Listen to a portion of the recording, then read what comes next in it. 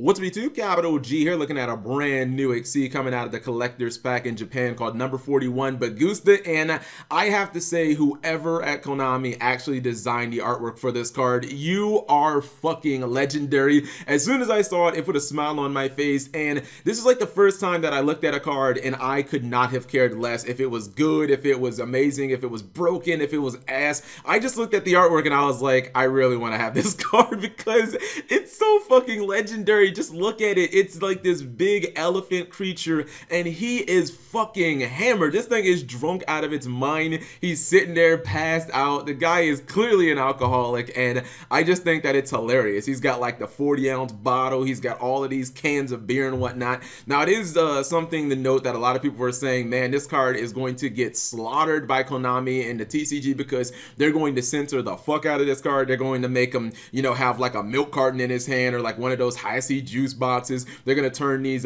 beer cans into like Coca-Cola cans or like Pepsi cans or something like that. That is kind of gonna suck because they're gonna basically kill the spirit of the card of this guy basically being a big drunk elephant. But I still like the Japanese artwork. I think that it is really good. I do not see Konami topping this artwork this year, but let's look at the actual card. So it's an Earth Fiend, which I feel like we don't really get that many Earth Fiends. I think most Fiends just tend to be dark by nature, like Dark World and Burning Abyss, stuff like that.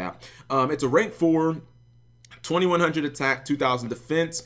It requires 2 level 4 monsters, so it is generic. You can fit it into ABC or Teller Knights or Zodiac or whatever other deck runs a bunch of rank 4s. Once per turn during the standby phase, you must detach 1 XC material from this card. This is not optional. If you can't do it, you have to destroy this card. So, okay, no really, like, you can't basically get around it.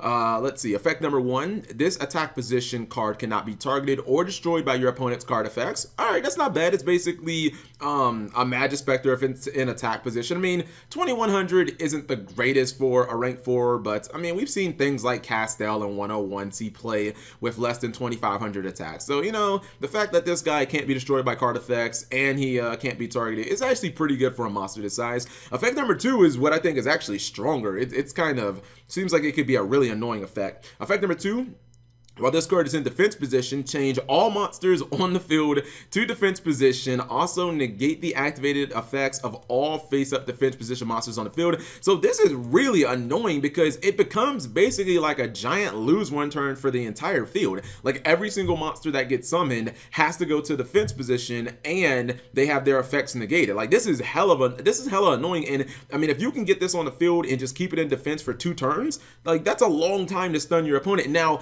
obviously, it doesn't work on link monsters because they can't go to defense position.